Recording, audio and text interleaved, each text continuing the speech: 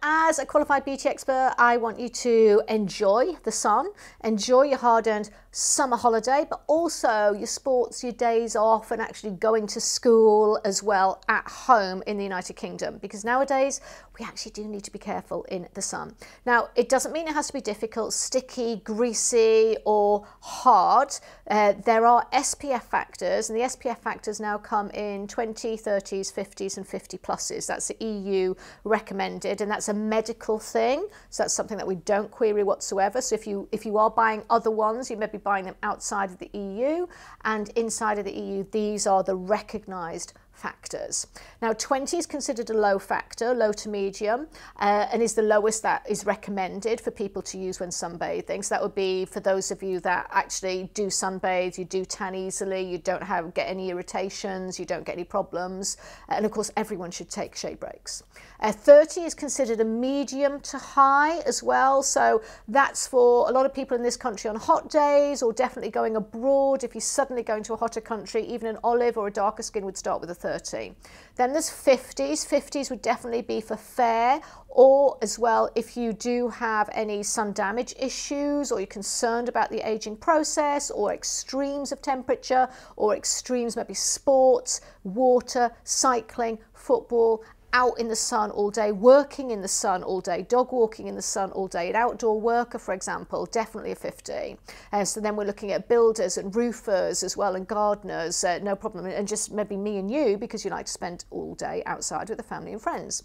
And then there's a 50 plus. Now 50 plus is for very vulnerable. So that would definitely be babies, toddlers, anyone that's been ill, anyone coming out of hospital, anyone that's been asked by their doctors to be aware of sun, anyone that's taking any medication that says to be careful of sunbathing, it might cause damage on the skin. That's definitely 50 plus. But also 50 plus is extreme temperatures. So that's where sometimes you're going at peak time holidays that even a richer toned skin or a medium toned skin may need 50 plus, because the temperature is going to be considered extreme. Now, you can buy your SPF factors, like from Alpha H we have SPF, but also from Ultrasun we've got SPFs as well. And what is the difference? And there's also ones from Dr. Russo as well. We've got SPFs from them which are wash off SPF. So how do they all work? Well, the once a day ones are Ultrasun ones that are stocked at QVC, and that means you need to put them on non-sweating skin that doesn't have any oil on. So if you use an oily cleanser or an oily micellar water, don't use it before you put the SPF on, and put it on in the cool and the shade. So at home, put it on in the kitchen before kids go to school. On holiday, put it on before you go to the beach, before you go to the pool. And you shouldn't have to top up unless it's an extreme temperature and you can't take a shade break, or you're caught out at it, in which case then put more on nose, tops of heads, ears, also shoulder areas. These are common areas that can get caught out on as well. And the tops of the feet, by the way, tops of the feet get caught out as well. Even when you're just going around in flip-flops in this country, it's easy to get burnt on the top of the feet, even if you've just got loose trousers and walking to work. Right, then the repeat application ones, like the Ultrasun, the Dr. Russo ones, things like that. The Dr. Russo, if you don't like any greasiness, put those on, because you put them on and then you wash off the residue, but then you do need to reapply later on in the day. Decleor do repeat application ones, so lots of the skincare brands do repeat application ones. We've got Alpha H do repeat application ones, but they're still 50. Now they do very thin ones, and the advantage sometimes of a repeat application is that you are repeatedly putting on moisturiser and hydration as well. But you do need to make sure that when you repeat apply products that you are doing them on a regular basis. If you're sunbathing, that can be as often as every 20 to 40 minutes, depending upon your skin index and how your skin reacts in the sun. But in general, every 20 to 40 minutes. 20 for a fairer skin, 40 for a richer skin. That's sometimes easily, just as a general guideline for you.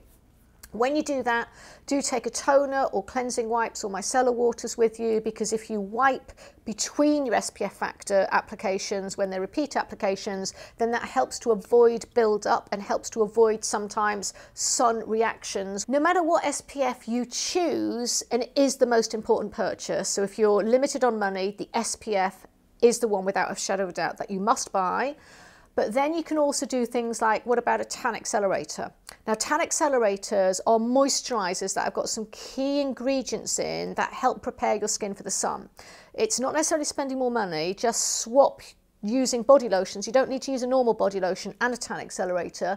A tan accelerator normally is a body lotion, and we've got those from Gatineau, Declior, Elemis as well, lots of different brands. Ultra Sun do one now as well. So there's lots of brands that do a tan accelerator, maybe your favorite skincare brand, and you can use those on the face and the body. And if you really want to maximize sun exposure, then you would be doing them at 2 weeks before you go on holiday. Or if you're just trying to catch some sun, obviously wearing SPF when you do sunbathe, through the year on your days off, things like that, a lot of people just switch to their body lotion being a tan accelerator for the whole of the summer months, and you can do that too. Because a tan accelerator can be used before you sunbathe. It can also be used as an after sun, so you can take that same product on holiday, and you can use it when you've got a tan to help to encourage and keep the beauty of that tan and the richness of that tan too. Now, one thing that you're getting better at, but a lot of people forget to do, is body scrub. What happens to the sun is a natural aggressor to the skin, and the skin responds by creating this pigment that turns our skin darker. All ethnicities, we go darker in the sun, and that's the skin trying to protect itself. But the skin also does other things to try and protect itself. It produces more oil, so that's why you can sometimes get very spotty in the sun or very greasy in the sun. And so you might want to use more mattifying products or more antiseptic products in the sun. And the other thing is that the skin thickens to try and protect itself. So you actually get a thicker or a tougher skin in the sun, and that's why we exfoliate more in summer months and sunbathing rather than in winter months. And what that will do is it will encourage your tan to actually be finer. It's what I call a more expensive looking tan. Your skin glows, it's moist and it's supple, and that can be helped by exfoliating both before, during and after when you've been on holiday, but not when the skin is upset. You shouldn't exfoliate when the skin is upset. Now, after suns, if you don't want to use tan accelerator, then after suns are instead of your normal body lotion.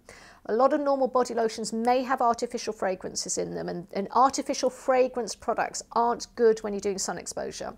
So when you're doing sun exposure, you shouldn't actually put fragrance deodorants on. You shouldn't put fragrance perfume on necks or body, because that causes pigmentation, hyperpigmentation sensitivities too. You should avoid putting hairspray on, because that can catch on your skin, and then you can get a skin reaction in the sun as well for you. So sort of those are some little tips to actually do when you're sunbathing to avoid getting sensitivity. And your after suns have normally got no fragrance in, and aloe based, for example, and moisturizing, so you can get a big family sized one like SBC's aloe vera gel is fantastic for that, you know, or you can get specific sun after suns that have even got tan accelerators in as well, such as Ultra Sun and the Gatineaus and some of the other brands that I have mentioned too. But the most important thing as well, top tips when you're going on holiday and when you're sunbathing as well, is bear in mind reflections. Now, if you are sunbathing on grass, it doesn't reflect as much as on concrete or on tiles. But if you're then actually in water, that's one of the highest reflective surfaces. So go up SPF factors if you are doing a lot of water sports, and obviously try and take your shade breaks too. But if it's children as well, make sure that if they're in the water, that you're doing shaded water areas. And although we never condone actually babies getting a suntan, we put SPF onto babies purely for protection. And that is always going to be your 50 pluses that they need, even in the shade, because just nipping them in and out of the shade or out and about when you go into a cafe is very important to maybe have their skin covered, but also to have an SPF factor on them too. And if you follow those simple tips, they're lifestyle things, because it's not just for when we go on holiday anymore, it is ideas and things to slot into your beauty regime at home, then you should be able to enjoy the sunshine.